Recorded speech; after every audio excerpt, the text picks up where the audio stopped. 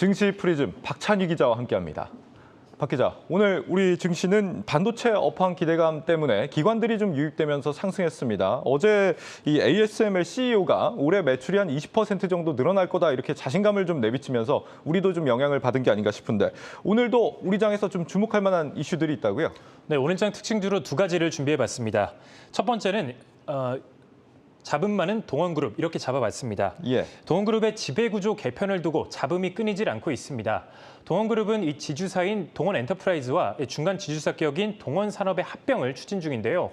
비상장사인 동원엔터프라이즈의 기업가치 산정에 있어서 고평가 논란이 나오는 데다가 상법 위반 가능성까지 거론되고 있는 상황입니다. 소위 오너 밀어주기식 합병 때문에 기관 투자가를 중심으로 주주들의 반발이 거센데요. 이런 가운데 한국기업 거버넌스 포럼은 오늘 기자회견을 열고 동원산업 합병의 반대 입장을 밝히면서 소액 주주들에게 힘을 실었습니다. 이번 합병은 주주들의 권리를 침해하는 불공정 행위다라는 주장인데요. 기자회견 현장을 증권부 배성재 기자가 다녀와 봤습니다. 한국 주식시장에서 언제 대주주한테 강탈당할지 모르니까 언제든지 조심해야 됩니다. 이렇게 동원산업처럼 언제 내 재산이 강탈당할지 모르거든요. 위법이다라는 게 저희 포럼의 입장이고요. 이번 건은 모자 회사 간의 합병이잖아요. 훨씬 더 엄격한 공정성 기준을 가지게 되는 거고요. 동원산업의 지분을 갖고 있는 기관 투자자들이 한자리에 모였습니다. 이들은 오너 일가의 상속을 위한 저평가 합병 사례가 되풀이돼서는 안 된다며 합병을 강한 어조로 비판했습니다. 논란의 중심에는 동원산업의 저평가 문제가 자리 잡고 있습니다. 이번 개편은 상장사인 동원산업, 그리고 동원산업 지분을 63% 가진 최대 주주이자 비상장사 동원엔터프라이즈와의 합병을 골자로 합니다. 동원엔터프라이즈는 사실상 오너 일가의 회사, 합병 후에 이 회사는 사라지고 동원산업이 지주회사에 오릅니다. 그런데 합병 비율이 상장사인 동원산업에 불리하게 산정됐다는 겁니다. 기관 투자자들은 동원산업의 주가도 이상하리만큼 낮게 유지되었다고 말합니다. 스타키스트가 작년에 급격하게 턴어라운드를 했거든요. 2021년 5월에 30만 원 찍고 그대로 주가 계속 내렸어요. 이상하게. 그때 이미 합병 플랜이 시작이 됐고 동원산업의 주가가 더 튀기 전에 빨리 합병을 마무리 지어야겠다라는 생각을 하신 게 아닌가. 동원산업 같은 경우는 뭐 배당 성향이 10%에 불과한데요. 그러면 상당히 낮은 수준입니다. 배당 성향이 10%인데 배당 수익률이 2%가 좀 넘게 나온다. 이거는 주가가 엄청 낮다는 얘기입니다. 그냥. 따라서 합병 가액을 시가가 아닌 순자산 가치로 바꿔야 한다는 것. 이들은 동원산업이 합병 가액을 고치는 등 선제적인 조치를 취할 것을 요구 중입니다. 만일 합병이 이대로 진행된다면 소송을 제기할 가능성도 강하게 내비쳤습니다. 주주들이 할 수 있는 여러 가지 문제 제기는 있다. 할 수 있는 모든 지분은 충분히 확보가 돼 있는 것으로 알고 있습니다. 그동안 법적으로 문제가 없다는 입장을 되풀이한 동원산업은 이번에도 특별히 입장을 밝히지 않았습니다. 동원산업과 동원엔터프라이즈 합병은 거래소와 금융감독원 등의 심사를 거쳐 이르면 오는 8월 30일 주주총회에서 최종 결정됩니다. 한국경제TV 배성재입니다. 네, 앞으로 합병 과정에서 제동이 걸릴 수 있다라는 점이 동원산업 주가에는 오히려 호재로 작용하게 되는 그런 상황으로 보입니다. 네. 또 다른 이슈도 있을까요? 네, 두 번째 특징주는 떠오르는 폐배터리주로 꼽아봤습니다. 예. 정부가 노후 2차 전지, 즉 이 폐배터리 관련 신사업 육성에 힘을 쏟는다는 소식이 나오면서 이 폐배터리 관련주가 일제히 급등했습니다.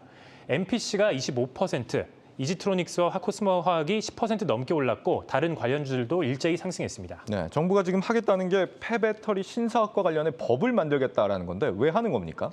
네, 이 노후 전기차에 관련 법률은 존재하지만 닷슨 이 폐배터리에 대해서는 구체적인 법안이 없기 때문입니다. 전기차 배터리는 에너지 밀도 감소 문제로 7년에서 많게는 10년 주기로 교체해야 하는데요. 국내 시장에서 전기차 배터리가 본격적으로 활용되기 시작한 것은 2018년도로 폐배터리가 발생하기까지 불과 3년도 채 남지 않은 상황입니다. 때문에 폐배터리 재활용 기준 등의 이 내용이 포함된 법안 마련이 시급합니다. 정부는 폐배터리 관련 법안 마련을 통해서 최대 7조 원에 육박할 것으로 전망되는 이 폐배터리 시장을 선점하려는 그런 취지를 내비쳤습니다. 네, 지금 이것과 관련해서 오늘 강세를 보인 기업들은 구체적으로 어떤 사업을 하는 기업들인가요? 네, 먼저 가장 많이 오른 NPC부터 살펴보도록 하겠습니다. 예. NPC는 지난해 9월 이 현대글로비스와 전기차 배터리 운송용기 특허를 공동 출원하고 폐배터리 관련 사업을 추진하고 있습니다. 전기차 배터리 운송 용기란 전기차별로 형태가 다른 이 폐배터리를 하나의 용기에 운반하는 그런 플랫폼 용기를 말하는데요. 시장에서 이 플랫폼 용기를 활용해서 배터리 운송 효율을 전보다 3배 이상 높일 것으로 보고 있습니다. 다음으로 이지트로닉스는 이 버려지는 폐배터리를 에너지 저장 시스템 산업에 재사용할 수 있도록 하는 신제품을 개발했습니다. 현재 현대차와 협력해서 실증 시험을 진행했고 2024년부터 양산 판매에 들어갈 계획이라고 밝혔습니다. 특히 전라남도가 주관하는 이 전기차 에너지 저장 장치 이 폐배터리의 리사이클링 산업화 사업이 다음 달 1일부터 본격화되는데요. 이 산업에 이지트로닉스의 협업사인 현대차를 비롯해 4대 기업이 참여하면서 수혜 기대감에 수급이 몰리고 있습니다. 현대차는 삼성, SDI 등 이 다른 참여사와 함께 이달 말에 완공될 이 나주 혁신산업단지 폐배터리 리사이클링 산업화 센터에서 연구 개발에 힘쓸 예정입니다. 이 밖에 지난해 폐배터리 사업에 뛰어든 코스모화학과 이 웰크론 한텍 등도 일정이 상승하는 모습이었습니다. 네, 증권가에서는 이번 그 폐배터리 법제화 이슈 어떻게 보고 있습니까? 증권가에서는 대체로 좀 긍정적인 입장을 내놓고 있습니다. 이동욱 키움증권 연구원은 2025년부터 이 폐배터리 시장이 본격화될 것으로 전망을 하고 또 직접적인 매출이 잡히기 전까지는 중장기적인 관점에서 접근하는 것이 좋다라고 이야기를 했습니다. 그러면서 이 폐배터리 관련주에 대해서 매수 의견을 제시했습니다. 국내 상장사들의 매출은 이미 시장에 먼저 진출한 기업의 매출을 통해서 비교해 볼 수 있습니다. 국내 배터리 재활용 선두 기업으로 꼽히는 이 성일 하이텍의 경우 지난해 매출액은 1,470억 원 규모로 전년 대비 2배 가까이 증가를 했습니다. 전년 대비 2배 가까이 증가를 했는데 다만 이 연구원은 이 폐배터리 재활용에 대한 기준이 명확하지 않기 때문에 정부가 내놓는 법안 내용을 확인한 뒤에 대응해야 한다라고 분석을 덧붙였습니다. 간밤 이 테슬라가 깜짝 호실적을 발표한 데다가 정부의 폐배터리 신사업 육성 등 2차 전지 관련 호재들이 계속해서 나오고 있는 상황인데요. 관련주들 흐름 주시할 필요가 있겠습니다. 네, 증시 프리즘 박찬희 기자였습니다.